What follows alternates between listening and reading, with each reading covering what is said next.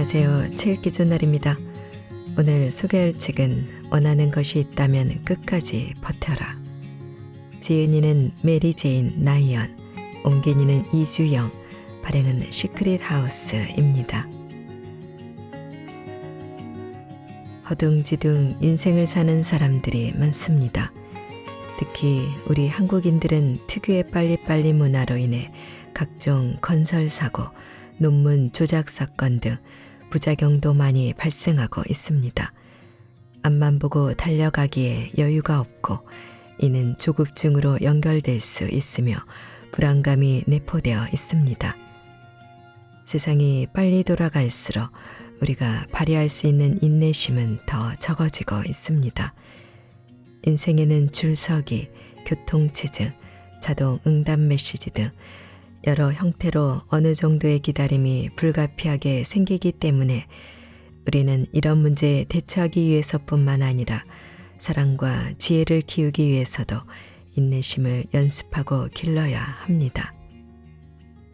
이 책은 모두 조급증에 걸려있는 이 시대의 인내심의 중요성, 즉 인내심이 우리에게 어떤 도움이 되고 오늘날 왜 그렇게 중요한지, 어떻게 하면 더 인내심 있는 사람이 될 수 있는지에 대해 말하는 책입니다.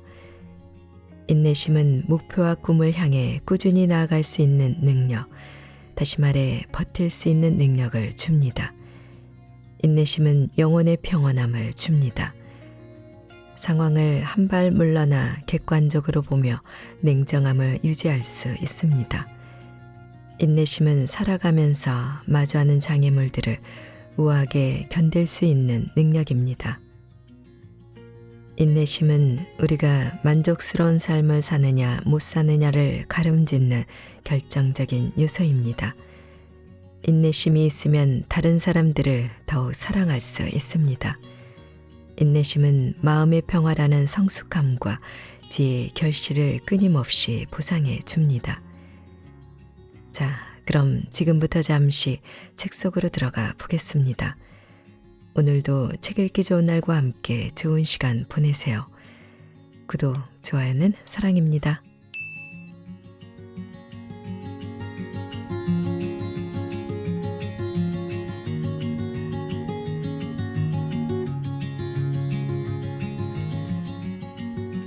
꺾이지 않고 버틸 수 있는 힘.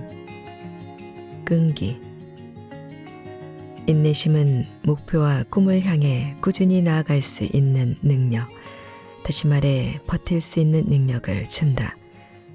정서지능에 관한 최근 연구에 따르면 이런 끈기의 영향은 IQ 점수 여러 점에 맞먹는다. 평균적으로 미국에 거주하는 아시아계 학생들의 IQ 점수는 백인 학생들의 IQ 점수와 비교했을 때 불과 1, 2점 차이밖에 나지 않는다. 그러나 아시아계 학생들은 대개 어렸을 때부터 끈기를 배우기 때문에 결국 전체적으로 훨씬 더 높은 평균 IQ를 지닌 것처럼 행동하고 인류대 진학률과 고학력 직업군에 대한 취업률에서 훨씬 더 높은 성취를 보인다. 역경에도 불구하고 끈질기게 버텨 마침내 큰 성공을 거둔 사람들의 이야기는 많다. 예를 들어 월트 디즈니는 302번을 거절당한 끝에 디즈니랜드를 위한 투자금을 유치할 수 있었다. 조지 루카스는 그의 비전을 믿어준 사람이 아무도 없어서 자비로 스타워즈를 만들었다. 영화를 개봉했을 때는 완전히 빈털터리였다. 그러나 이 영화나 속편에 대한 권리를 아무에게도 팔지 못했기 때문에 결과적으로 엄청난 부자가 됐다. 난관을 헤치고 참을성 있게 계속 노력한다고 해서 월트 디즈니, 조지 루카스처럼 엄청난 보상을 거두게 된다는 뜻은 아니다. 다만 개인적으로 어떤 꿈을 가졌든 그것을 이룰 확률은 분명히 높아진다. 스트레스를 받지 않는 강한 멘탈, 평온함. 인내심은 영혼의 평온함을 준다. 인내심이 있으면 내면의 경험은 거친 강보다도 고요한 연못에 가깝다. 삶이 던지는 모든 상황, 비행기가 취소되거나 동료가 마감 시간을 넘기거나 배우자가 할 일을 잇는 등 때문에 분노, 공포, 두려움에 빠지기보다는 이런 상황을 한 발 물러나 객관적으로 보며 냉정함을 유지할 수 있다. 마음의 평정을 가지면 주변 사람들의 기분을 망치는 성질 나쁜 투덜이가 되는 대신 상황이 잘못됐을 때 사람들이 편안함과 유머를 찾아 기대는 사람이 된다. 예수의 사제이자 작가인 앤소니 드 멜로는 괜찮아요, 괜찮아요. 모든 게 엉망이어도 괜찮아요. 라고 쓰면서 이런 태도에 대해 이야기했다. 인내심이 있으면 밖에서 무슨 일이 일어나든 내면의 침착함을 더 쉽게 유지할 수 있다. 무슨 일이 일어나도 내게 해결할 능력이 있다고 믿게 된다. 그리고 이런 믿음이 엄청난 마음의 평화를 가져다 준다. 그 한 가지 이유는 인내심의 동의어가 평정심이기 때문이다. 나는 평정심이란 말을 굉장히 좋아하는데 이 말은 인내심을 가졌을 때 나 자신이 스스로의 책임자라는 사실을 떠오르게 하기 때문이다. 우리는 감정에 지배당하지 않고 주어진 사건에 어떻게 반응할지 선택할 수 있다. 이런 식으로 인내심은 배의 중심축과 비슷한 역할을 한다. 우리가 원하는 방향으로 계속 나아가면서 폭풍우가 몰아치는 바다에서 안정을 유지할 수 있게 해준다. 어떤 어려움이라도 받아들이는 능력, 수용. 인내심은 살아가면서 마주하는 장애물들을 우아하게 견딜 수 있는 능력, 인생에 닥친 어려움에 용기, 강인함, 낙천성을 가지고 대응할 수 있는 능력을 준다. 사업에 실패하거나 사랑에 실망하는 것, 심각한 신체적 장애가 있거나 돈 문제가 있는 것 등은 인생에서 직면할 수 있는 시련 중 극히 일부에 지나지 않는다. 이런 상황에서 인내심을 갖는다는 말이 나를 향해 날아오는 커브공을 반겨야 한다는 뜻은 아니다. 다만 산다는 것에는 이러한 문제들이 수반된다는 사실을 인정하고 괴로움이나 복수, 절망 같은 추가적인 고통을 더하지 말아야 한다는 것이다. 징징대고 불평하기보다는 소매를 걷어붙이고 당면한 일에 달려들어야 한다. 괜찮아요라는 수용의 형태로 나타나는 인내심은 인간으로서 우리는 모두 한계가 있다는 사실을 인식함으로써 타인에 대한 공감을 갖게 한다. 인내심은 친절을 베풀고 연민을 느낄 수 있는 정서적 회복력을 제공한다.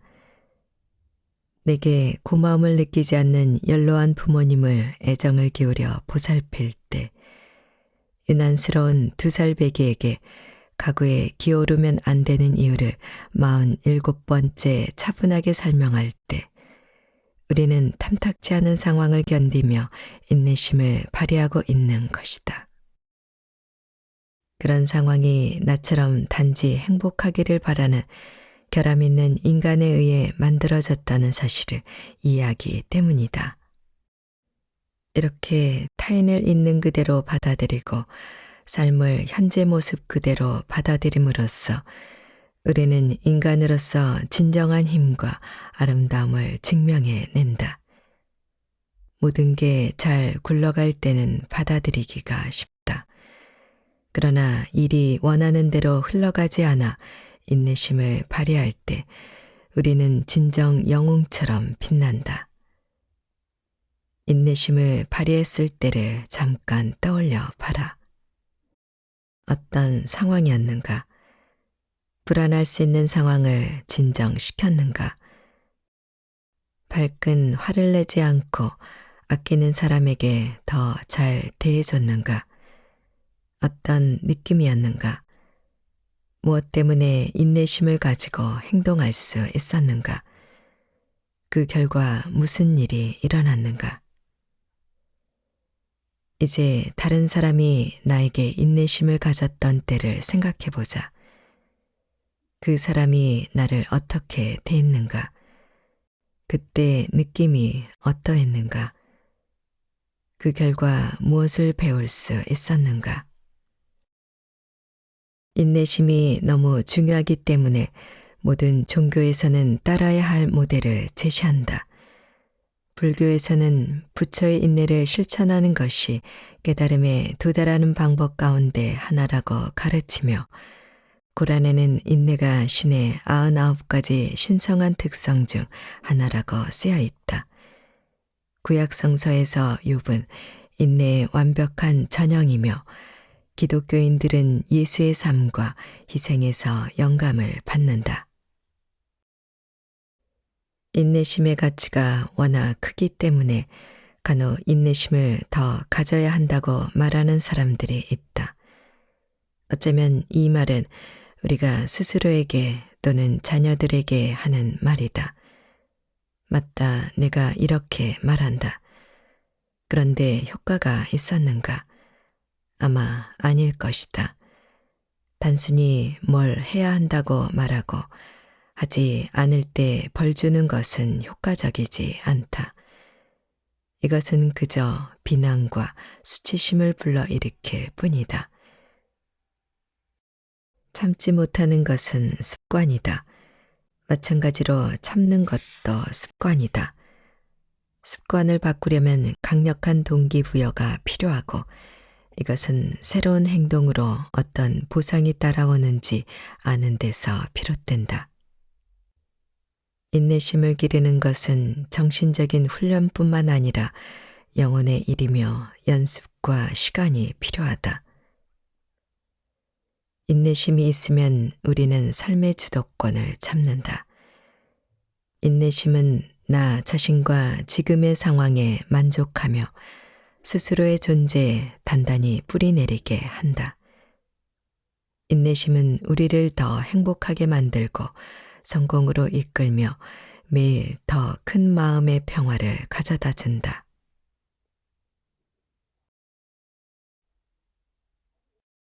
인내심을 기를수록 분노는 준다. 마트에서 당신을 봤음직한 순간이다. 힘든 하루 일을 마치고 녹초가 된 채 저녁거리를 사야 하는 한 엄마가 3살짜리 아이를 끌고 복도를 질주하고 있다. 배고프고 피곤한 아이가 난리를 친다. 아이는 너무 달아서 엄마가 이미 안 된다고 한 어떤 시리얼을 사고 싶다. 나는 단 걸 사고 싶어. 단 걸 사고 싶다고. 아이는 소리를 지르면서 땅바닥에 드러눕는다. 엄마는 재빨리 아이의 팔을 잡아당겨 가게 밖으로 끌고 나간다.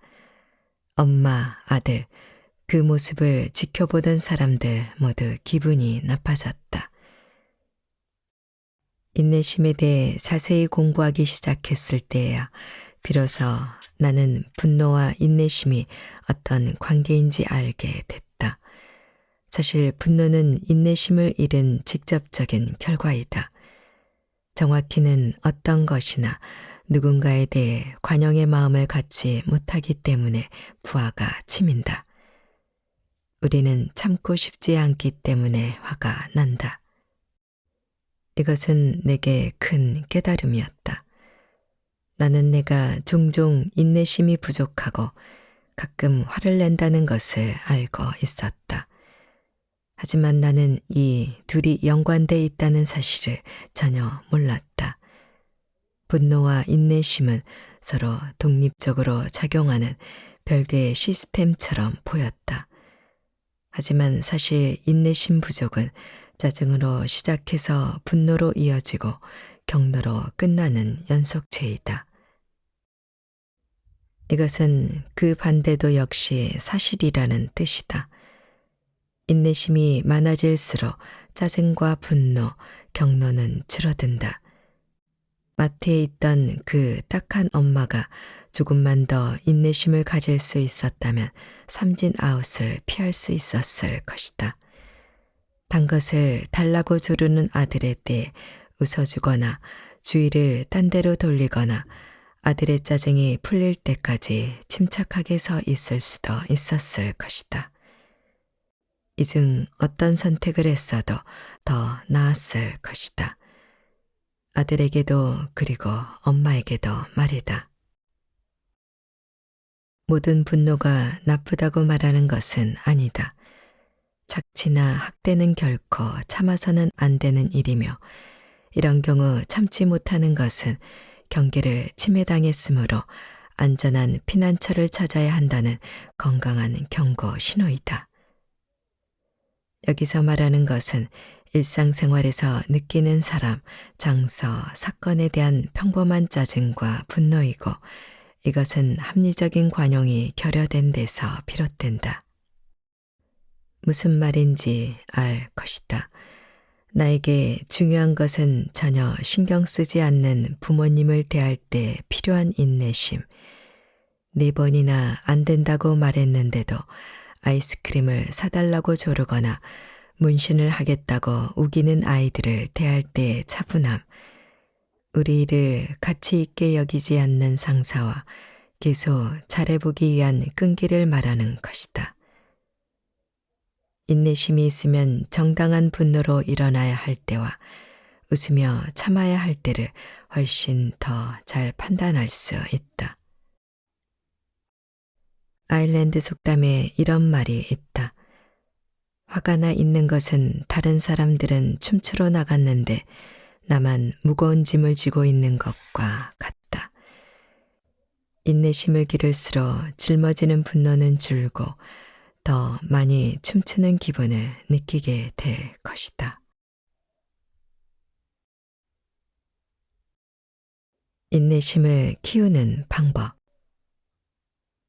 나 자신에 대해 판단하지 말고 나의 행동을 자각하는 것이 진정한 변화를 만든다. 자각은 우리를 배움으로 이끈다. 즉, 인내심을 키우는 방법은 스스로를 배우는 사람이라고 생각하고 인내심이 부족한 상황을 성장할 수 있는 기회로 여기는 것이다. 늘 성공하지는 않을 것이다. 우리는 동료에게 화를 내고 자녀에게 딱딱거리고 전화 상대방에게 눈을 치켜뜰 것이다. 불만에 가득 차서 앞차를 향해 경적을 울리고 바닥에 떨어진 양말 한 짝에 소란을 피울 것이다. 문제는 인내심을 잃느냐 아니냐가 아니라 인내심을 잃었을 때 우리가 스스로를 어떻게 대하느냐는 것이다. 완벽하지 못했다고 스스로를 질책하는가? 아니면 여전히 배우고 있다는 사실을 기꺼이 인정하고 그 경험에서 무엇을 배울 수 있을지 궁금해 하는가? 인내심은 의지력의 문제가 아니라 어떤 요인이 우리를 왜 폭발시키는지 이해함으로써 고양된다. 우리는 의지력으로 선해지려고 노력하지만 필연적으로 실패를 경험하고 수치심과 죄책감만 남긴 채 배움을 얻지는 못한다. 그래서 비슷한 상황이 다시 오면 똑같은 일을 반복한다. 그러나 스스로를 배우는 사람이라고 여기면 인내심이 폭발한 상황 속에 참기 힘든 요소가 있었음을 인정하고 그것이 무엇인지 파악하려고 한다. 나 자신에게 친절하면 다음번에는 문제를 다르게 이해할 가능성이 생긴다.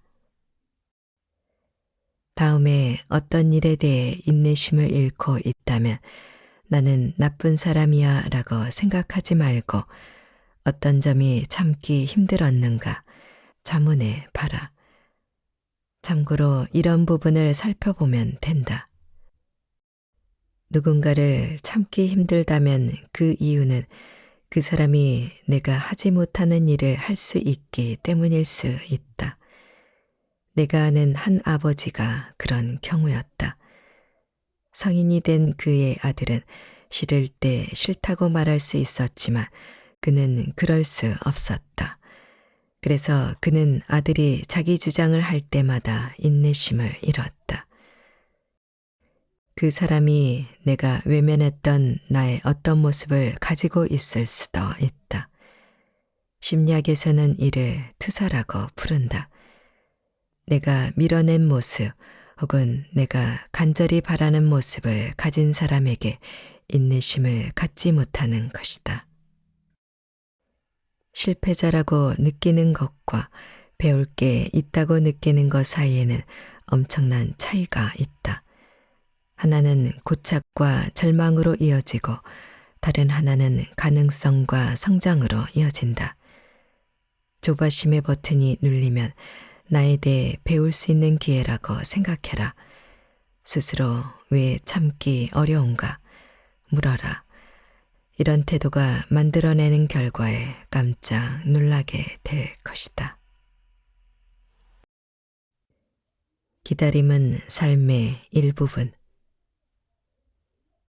인생의 모든 문제는 답이 있다 해서 웨인 다이어 박사는 마라톤 시합에 나가기 위해 그리스로 비행기를 타고 갔던 일을 소개한다. 비행기가 뉴욕에서 8시간 동안 출발이 지연됐을 때 대부분의 여행객들은 불평불만을 쏟아놓으며 돌아다녔다.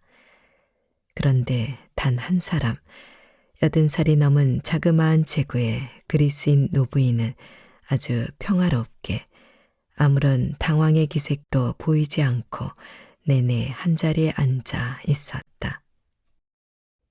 비행기에 탑승하고 보니 노부인의 자리는 다이어 박사의 건너편이었다. 노부인은 나를 보더니 미소 지었다. 그리고 믿기지 못하겠지만 이후 13시간 동안 한 번도 움직이지 않았다. 먹지도 마시지도 일어나지도 영화를 보지도 불평을 하지도 않고 미동조차 하지 않았다. 탑승구역에 있을 때와 똑같은 자세로 똑같이 만족한 표정을 지으며 앉아 있을 뿐이었다. 출발한 지 22시간 만에 그리스에 도착했을 때 노부인은 자신을 기다리고 있던 사람들과 인사를 나누면서 활기차고 즐거워 보였으며 에너지가 넘쳤다. 그는 22년이 지난 후 이렇게 썼다. 지금까지도 나는 그때와 비슷한 상황에 처하면 검은 옷을 입은 그 자그마한 그리스 노부인을 떠올리고는 어떻게 하면 마음의 평화를 얻고 그것을 유지할 수 있을까 생각한다. 검은 옷을 입은 부인은 많은 사람들이 잊고 지내는 진리를 알고 있었다. 기다림은 삶의 여러 부분에서 필요하며 우리는 그것을 행복하게 할지 불행하게 할지 선택할 수 있다는 것이다. 나는 이 가르침을 어렵게 배웠다. 기다림은 인간 삶의 핵심이자 중심이 아니라 어찌 보면 돌발적인 사건이다. 우리는 기다릴 필요가 없어야 한다고 생각한다. 인류의 진보는 기다려야 할 필요로부터의 해방을 의미해야 한다. 과학과 기술이 자연환경에 대한 여러 형태의 의존으로부터 우리를 자유롭게 했기 때문이다. 이 말이 맞는 것 같았다. 사회는 언제 어디서나 기다리지 않을 수 있게 모든 문제를 해결했어야 했다. 하네드는 이런 생각을 하는 사람이 비단 나 한 명만 있는 것은 아니라고 말한다. 현대를 사는 대부분 사람들은 기다림을 삶의 자연스러운 조건이 아니라 어떤 시스템의 결함이라고 생각한다. 그러나 인간은 작물을 심을 수 있는 좋은 날씨, 전염병이 끝날 때 살았는지 죽었는지도 모른 채 사랑하는 사람이 여러 해 전에 떠난 바닷가에서 돌아오기를 늘 기다려야 했다. 그때와 지금의 유일한 차이점은 기다려야 한다는 사실 자체에 있는 것이 아니라 기다림의 대상이 무엇이냐 하는 것뿐이다. 사실 종교학 교수인 하네드는 기술과 복잡성이 증가함에 따라 우리가 통제할 수 있는 영역과 요소에 대한 기다림도 증가할 것이라고 경고한다. 여러 연구에 따르면 우리는 평균적으로 1년에 11일을 줄을 서서 보낸다. 여기에는 자동차와 비행기 안에서 보내는 시간이나 진짜 사람과 대화하기 위해 자동 응답 시스템을 거치는 시간은 포함되지 않았다. 기술은 기다리는 시간을 줄이는 것이 아니라 기다림의 대상을 바꿀 뿐이다. 하네디 교수의 글을 읽고 시스템은 개선될 수 있어도 우리 삶에서 기다림이 완전히 사라질 수는 없다는 것을 깨달았다. 웨인 다이어가 만났던 그리스의 부인처럼 이 사실을 더 분명히 인정할수록 우리는 더 행복해질 것이다. 혹시라도 다음에 자동 응답 시스템 때문에 우체국에서 컴퓨터가 목통이 되어버려 피가 끓어오르기 시작하면 기다림은 우리 삶의 일부라는 사실을 떠올려라. 산다는 것은 어느 정도는 기다리는 것이다.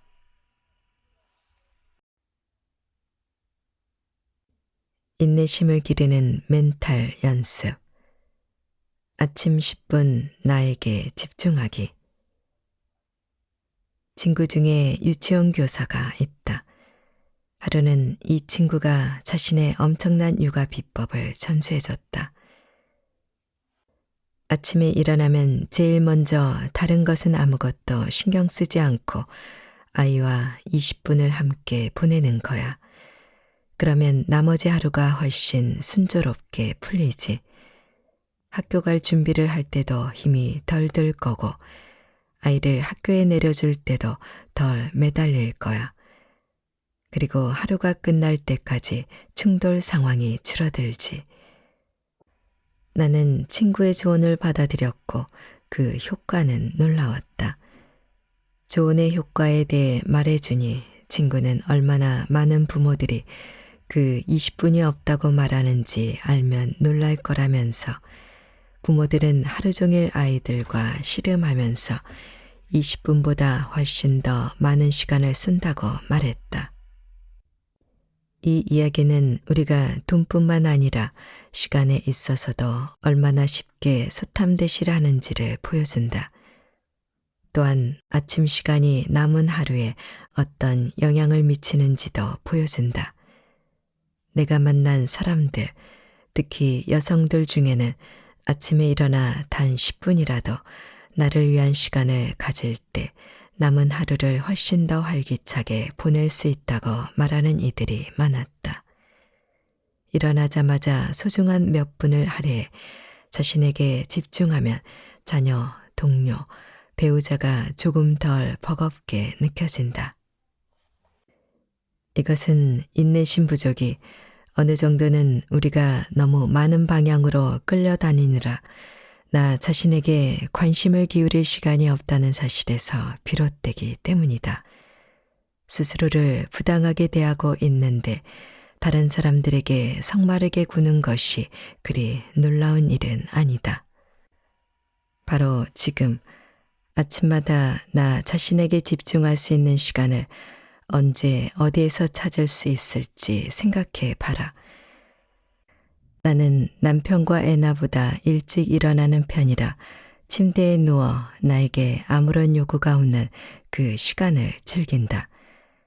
그러나 당신은 사무실에 들어가기 전 주차장에서 10분의 시간을 보낼 수도 있고 아이를 학교에 내려준 뒤 차 안에서 그 시간을 가질 수도 있다. 이 몇 분이 남은 하루를 위해 자신을 준비할 수 있는 기회이다. 기분이 어떤가? 어떤 생각을 하고 있나? 영혼이 무엇을 갈망하는가? 어디에서 도움이 필요하게 될까? 어떤 태도로 하루를 보내고 싶은가? 여유로움, 마음의 평화, 열린 마음. 그런 다음 저녁의 1분 동안 아침 집중하기가 효과가 있었는지 그날 하루를 머릿속으로 재검토해봐라.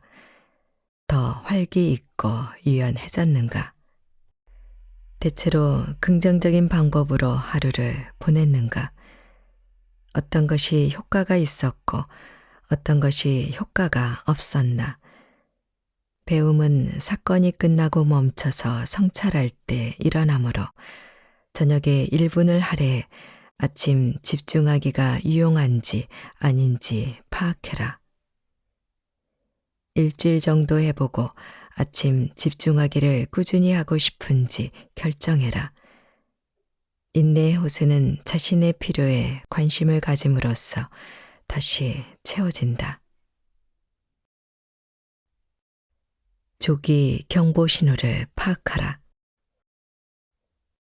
인내심이 부족해지는 순간은 평화롭고 화창한 여름날 갑자기 돌풍이 몰아치는 것처럼 느껴질 때가 많다.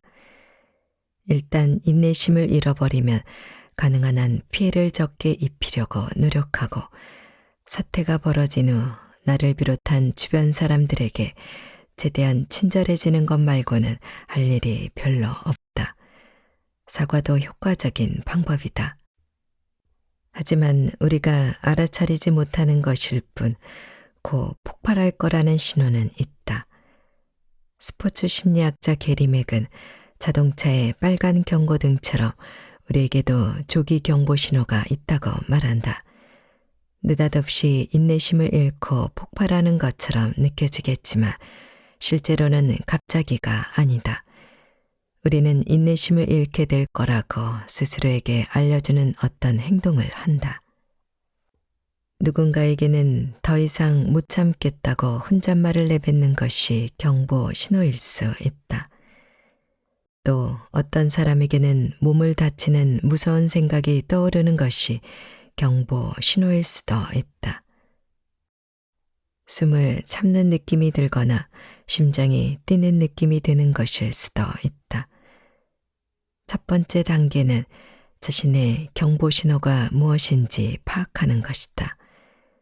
나의 경우 경보 신호는 더 이상 못 참겠어 같은 말이 떠오르는 것이다.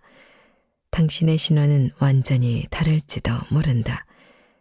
경보 신호를 탐색할 때는 스스로의 내면으로 살살 다가가라. 일반적인 의식 수준 아래에서 작동하는 어떤 것을 의식해야 한다. 경보 신호를 탐색하는 가장 좋은 방법은 인내심을 잃어버린 후 인내심을 잃기 직전 마음속에서 어떤 일이 일어났는지 사후 추적하는 것이다. 조기 경보 신호를 찾으면 두 번째 단계로 가라. 다른 행동을 해보는 것이다. 자리에서 일어서거나 낙서를 시작해라. 속으로 바보 같은 노래를 불러도 괜찮다. 인내심에서 인내심 부족 상태로 바뀌는 과정을 중단시키면 침착함을 유지할 수 있는 가능성이 높아진다. 신시아도 이 방법을 시도해봤다. 처음에는 조기 경보 신호를 발견하지 못했다. 하지만 몇 번 더 세심한 주의를 기울이니 폭발하기 직전 마음속으로 혼자 무서운 영화를 한 편 찍는다는 것을 깨달았다. 그래서 머릿속에 영화가 시작되면 당신은 나의 햇살을 부르기 시작했다. 효과가 있었다.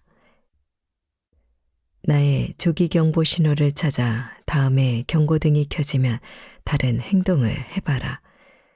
그러면 돌풍이 불듯 인내심을 잃어 폭발하는 일은 없을 것이다. 돌풍은 나를 휩쓸지 않고 바다로 지나가 버릴 것이다. 인내심을 높이는 더 간단한 방법들. 1. 큰 프로젝트를 진행 중에 있다면 작업이 얼마나 남았는지에 주목하지 말고 진척률에 주목해라. 유리잔에 물이 반이나 남았다는 식의 접근법은 긍정적인 사고를 할 수 있게 해 인내심을 향상시킨다. 배를 만드는 것에 대해 어떤 사람은 이렇게 썼다. 얼마나 오래 걸릴지는 생각하지 않는다. 대신 얼마나 많이 완성했는가를 본다. 2. 직장이나 집에서 인내심의 한계에 도달했다면 힘차게 걷거나 조깅을 해봐라. 체내 축적된 스트레스 호르몬을 태워버리고 집이나 직장으로 돌아왔을 때 인내심을 다시 불러일으킬 수 있을 것이다. 3. 격렬한 상황에서 말하기 전에 열을 세라는 오래된 속담은 큰 효과가 있다. 열을 세면서 나에게 정말 중요한 것이 무엇인지 떠올릴 수 있고 열기를 날리거나 효과적인 해결책을 찾을 수 있다. 열을 세도 부족하면 20까지 세자. 계속 숫자를 세라. 4. 배우자에게 잔소리를 하는 대신 나를 짜증나게 하는 요인에 대한 실용적인 해결책을 찾아라. 사랑하는 배우자가 늘 얼음통을 채워넣는 것을 잊어서 화가 난다면 자동으로 얼음을 얼리는 냉장고를 사라. 치약 뚜껑을 열어놔서 화가 난다면 펌프형 치약을 사라. 찾아보면 아주 간단한 해결책이 많이 존재한다. 5. 주머니에 작은 조약돌을 넣고 다녀라. 짜증이 솟아오르기 시작하면 한쪽 주머니에서 다른 쪽 주머니로 조약돌을 옮겨라. 분노의 사이클이 도는 것을 방해하고 마음을 가다듬을 기회를 제공할 것이다. 6. 줄을 서서 기다릴 때 머릿속으로 휴가를 떠나라. 생각할 수 있는 가장 평화로운 장소를 떠올려라. 그곳에 있는 나를 보고 느끼고 들어라. 그 장소가 마음속에 불러일으키는 느낌을 떠올려라. 얼마나 오래 기다려야 하는지는 신경 쓰지 말고 타히티나 알프스로 잠깐 떠날 수 있는 이 기회를 즐겨라. 7. 자녀, 부모, 배우자 때문에 피가 끓어오를 때는 당신이 세상에 어떤 유산을 남기고 싶은지 떠올려라. 아버지가 임종할 때 넌 착한 자식이었다고 말해주기를 바라는가? 아들이 인내심 있는 스승이 되어주어 고맙다고 하기를 바라는가? 세상을 떠난 뒤 어떻게 기억되고 싶은지 생각해보고 인간관계에 시련이 오면 그것을 떠올려라. 감사함을 표현하는 것으로 인내심 증진 운동을 시작해라. 내가 올바른 변화를 이루기 위해 헛발질할 때, 다른 사람들을 기다리게 만들었을 때, 나에게 인내심을 가져준 사람들에게 감사함을 표현해라. 감사를 표시하면 상대와 나의 긴장이 완화되고 다른 사람들도 나중에 마찬가지 상황이 되면 똑같이 감사를 표시하게 될 것이다. 9. 작은 성취를 축하하라. 큰 프로젝트를 맡았을 때처럼 어떤 결실을 맺기 위해 오랜 시간을 기다려야 할 때 중간중간 작은 성취를 축하하자. 보고서를 10장이나 썼다면 점심을 먹으러 가는 것이다.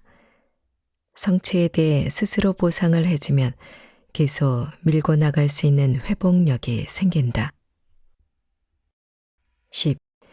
명상할 시간이 없다면 걷기 명상을 하기 위해 줄을 서서 기다리는 시간을 활용하라. 바닥을 딛고 있는 발을 느낀다. 천천히 한쪽 발을 들고 그 느낌을 느낀다. 모든 과정을 의식하며 조심스럽게 들었던 발을 내려놓고 다른 쪽 발을 들었다가 다시 내려놓는다. 발을 올리고 내려놓는 과정에 얼마나 오래 집중할 수 있는지 봐라. 마음을 종잡을 수 없을 때는 천천히 걸음의 주의를 집중해라. 기다리는 동안 더 차분해질 뿐만 아니라 인내심의 근육을 키울 수 있을 것이다. 11. 컴퓨터가 부팅되기를 기다리는 중에는 몸에 힘을 빼고 등과 목 근육을 이완시켜라. 책상에서 물러나 무릎과 발을 30cm 정도 간격으로 벌리고 의자 가장자리에 앉아라. 머리를 무릎 사이에 떨어뜨리고 양손은 발 사이 바닥에 놓는다.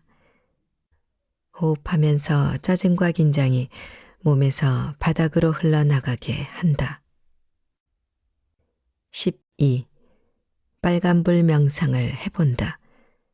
빨간 신호에 걸렸을 때, 상대가 전화 받기를 기다릴 때 등 기다려야 하는 상황에서 의식적인 호흡을 3번 한다. 호흡을 바꾸려고 하지 말고 그저 내가 어떻게 숨을 들이쉬고 내쉬는지에 집중해라. 13.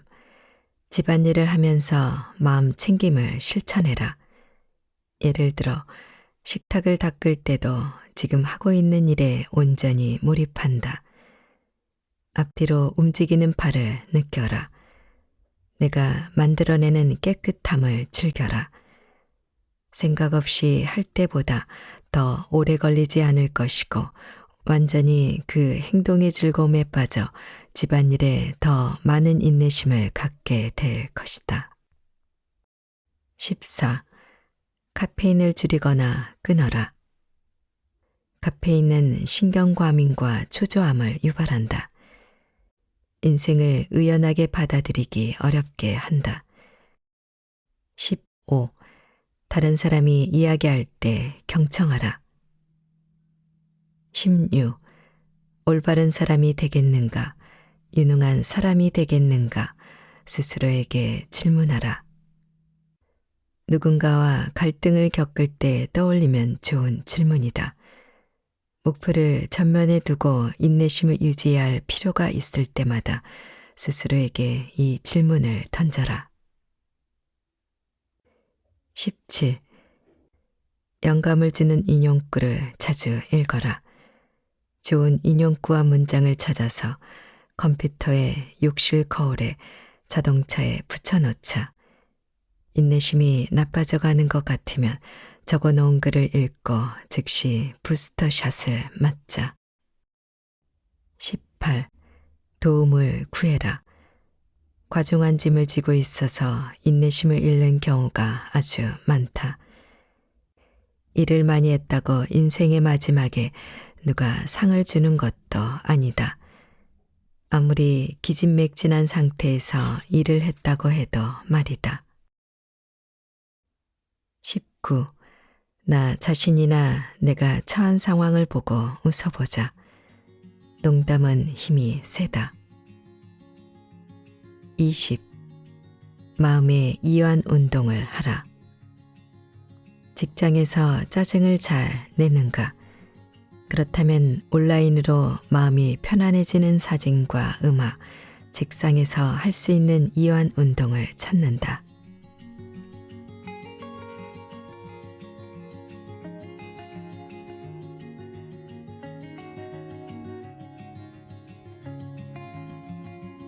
책 읽기 좋은 날 오늘은 원하는 것이 있다면 끝까지 버텨라를 보내드렸습니다. 감사합니다.